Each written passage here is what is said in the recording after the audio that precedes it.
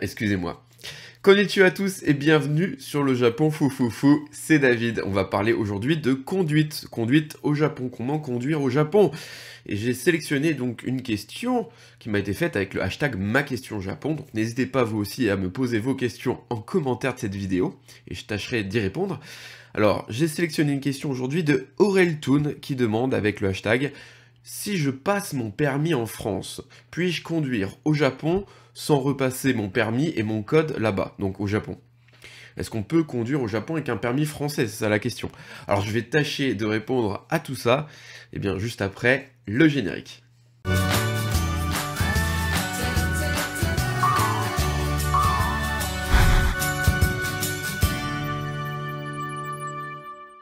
Chose très importante déjà, c'est que le permis international, donc la traduction officielle qui peut se réaliser en France, le permis international n'est pas reconnu par le Japon.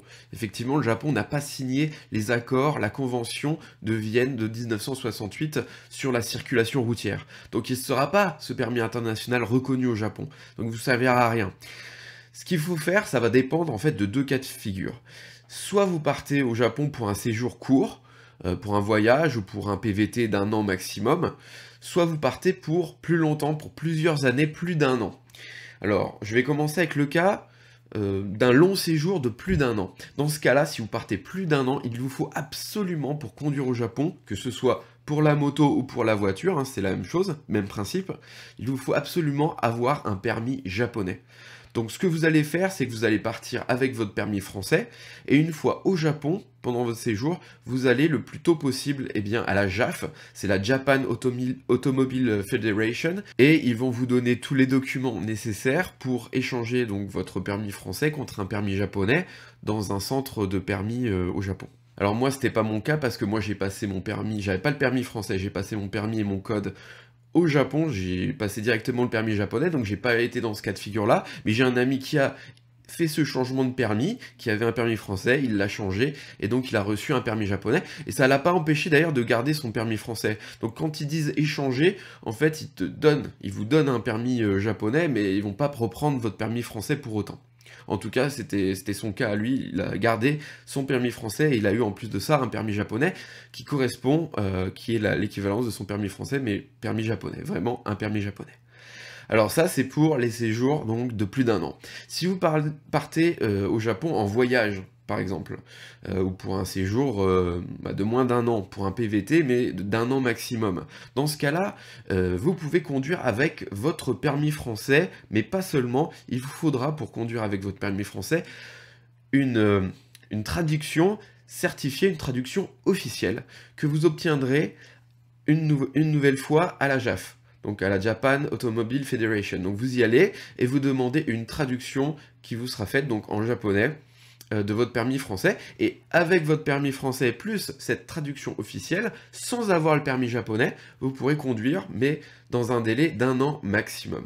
On est d'accord. Au niveau des scooters, des petites motos, sachez que si vous avez un permis B français avec une expérience de plus de 2 ans, donc s'il a plus de 2 ans, votre permis, vous pouvez conduire au Japon des motos, des petites motos jusqu'à 150 cc, 150 cm3, mais il vous faudra une attestation que vous obtiendrez au consulat. Donc ne pas oublier de demander l'attestation au consulat si vous voulez aussi conduire des petites motos. Dans tous les cas de figure, si vous avez un permis français, vous n'avez donc pas à repasser le permis au Japon ou le code, puisqu'il y a donc soit un échange possible avec un permis japonais, soit tout simplement avec une traduction certifiée, la possibilité de conduire jusqu'à 1 an. Forcément, je ne suis pas rentré non plus dans le détail des procédures à faire, donc je vous mets quelques liens en description de cette vidéo pour que vous puissiez aller voir si ça vous intéresse. Voilà, j'espère que cette vidéo vous a été utile et je tiens à profiter de cette vidéo pour remercier mes derniers tipeurs. Donc merci à Yann, à Maximilien, à Loïc, à Kevin, à Olivier, à Kurapika, à José, à Nicolas T, à Eric H, à Stéphane, à Chérif et à François. Merci à vous tous, je vous fais de gros bisous Merci pour vous de m'aider sur Tipeee et de soutenir cette chaîne. Sachez aussi que vous pouvez maintenant devenir membre soutien en cliquant sur le bouton rejoindre en dessous de la vidéo et j'ai également mis le lien en description. Plein d'avantages intéressants, notamment un live cours de japonais exclusif que je vais proposer uniquement aux membres soutiens. Sur ce, je vous dis le mot de la fin, comme d'habitude. Matane. Petit conseil bonus, roulez à gauche. Vaut mieux.